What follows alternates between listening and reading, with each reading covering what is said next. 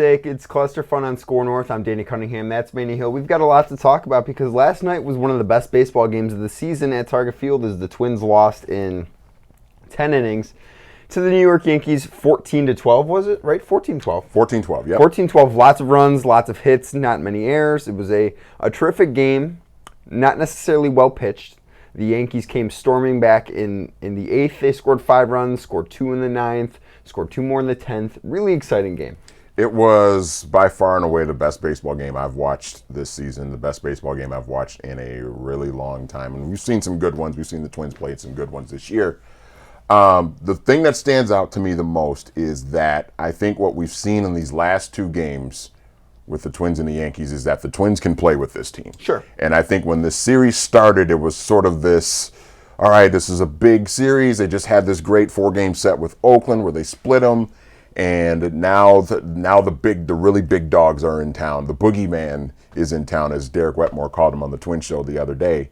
And I think the Twins have at least shown in these first 2 games of this series that they can play with the Yankees, and that if they get matched up in the postseason, that the Twins actually have a real legitimate chance, I think, to beat them.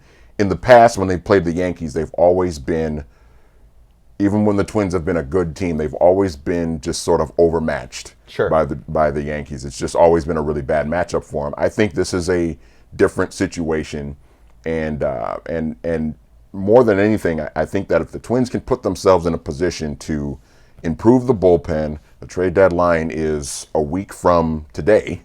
Yeah. Right? It's exactly 7 days away from today. 7 days and like 3 hours and 46 minutes. But who's counting? So I think that if the Twins can make a move to bolster their bullpen or bolster their starting rotation, I think it will give them a really legitimate chance to, if they get matched up with the Yankees in the postseason, to actually beat them in a 5 or 7 game series. So here's the thing that I think I'm most interested coming out of last night's game is how they respond today, because that could go a couple of ways. That was a game where we had seen the Twins be resilient, which is something they haven't necessarily been a whole bunch of lately. But we don't know how they're going to respond to losing a game like that. That's a pretty crushing defeat. Like, it's a great game, and I think a lot of the fans are going to look back, it's a loss and it stinks, but it was still a great game. Like, who cares? You'll forget about it. But I don't know that that's necessarily going to be the case. I disagree, because I think that when you look at the way they lost Saturday's game against Oakland when Taylor Rogers blew that save, and they came back the next day, and they had to come from behind and do it again, but they were able to win that game and avoid another 3-game losing streak, which up until those 2 Mets games and whatnot, the last game of the previous series and then the 2 Mets games, they had not lost 3 games in a row all season long, and they were in danger going into Sunday of having a second 3-game losing streak in a week. Yeah. And they were able to sort of bounce back from that. They won that game against the Yankees on Monday night. Last night, I do agree that last night's game could go one of 2 ways for them, in that if they let that heartbreaking loss last night impact them the rest of the way, then we could see them maybe go into a little bit of a tailspin. But I think today's game is going to be the big key. If they can bounce back from that, I definitely think they're capable of that. But I just keep going back to this bullpen needing to be improved. And I think that you are going to see a team that can get to the postseason.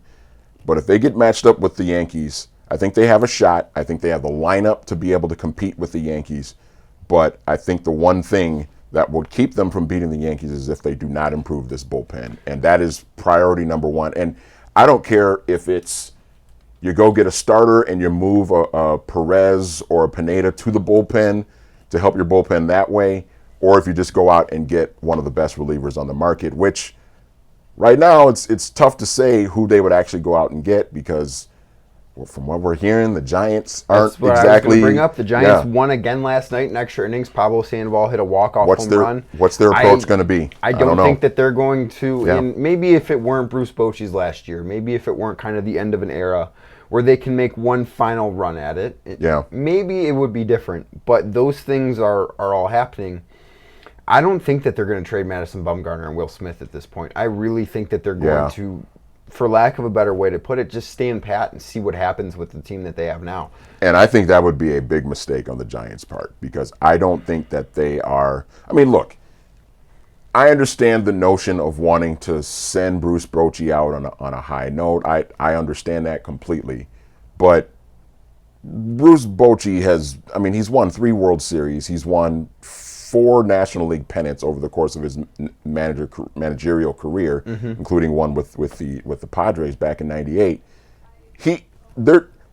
I understand the notion of wanting to send him out on a high note, but if you're the Giants, you also have to think about the future of your franchise. And if you can get a good return for Madison Bumgarner or Will Smith or the Watson kid as well, then I think you got to do that. And I don't think that means that, Bruce Bochy's managerial career is going to be, cheapened or it's going to be sad that he's going out on this note of, not having a good enough team to get to the playoff. I mean, because even if they stand pat and don't move Bumgarner and don't move Smith and don't move Watson, that team is not good enough to do anything in the postseason. No, they're probably not. But the other side of that is, okay, say maybe they do want to look to move those guys. It's going to take more to get them now than it would have because of what the Giants are doing. So maybe now, whatever prospect package the Twins would have offered a week ago when the Giants were not necessarily in this position, it's going to have to be 2 or 3 times better than what it was, because the Giants don't have nearly the same incentive to move those guys that they did.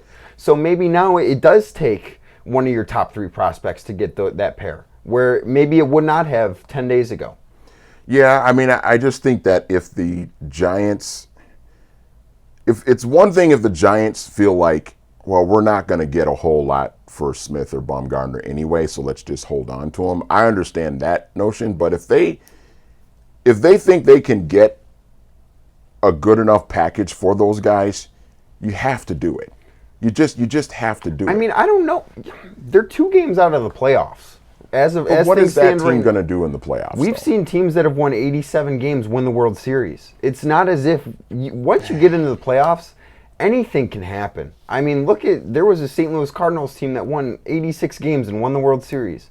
So if you get hot at the right time and you find your way into October, you can win it all. It doesn't matter what you looked like in June or July. If you just get there, you can go on a run. We've seen teams that have won 114 games or 116 games and not made it out of the first round. Sure. And we've seen teams that have won less than 90 win the World Series. So I don't necessarily believe the notion that, they're not good enough, because we've seen teams just like this before that have won the World Series.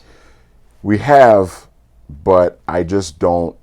If that's the case, if the Giants feel like, okay, well, we've got a shot to get to the playoffs, then I would think that they would be trying to be buyers at the deadline. Maybe they will be. They get a well, okay. I mean, we'll see. We'll see if they do that. But to me, it's like, I think you have to think about the future of your franchise. And I understand wanting to send Bochy out on a good note, but you just also have to weigh that option. I think if you're the Giants in that position, if you're hovering around 500, if you're in a division, you're in a playoff race where there's 5, 6, 7 other teams that are also in the mix. I mean, you've got to weigh your options of, okay, is this really going to be worth it to try and make a push for this? And do we have the assets in our farm system to be able to go out and make a move to try and bolster our offense or help our team in some way, shape, or form? And if we don't, then I think that's where they have to decide if they want to move Bumgarner or Smith or Watson or something like that. It'll be interesting to see, because right now we're a week away from the trade deadline and nothing is happening right now. It's been very quiet. I personally don't think that the Giants are going to be moving those guys, but we've got a week to find out. So yeah, we'll see by then. That's Manny Hill. I'm Danny Cunningham. This has been Cluster Fun. I believe Judd Zolgad will be in tomorrow hosting. I'm out. I'll see you guys next Tuesday.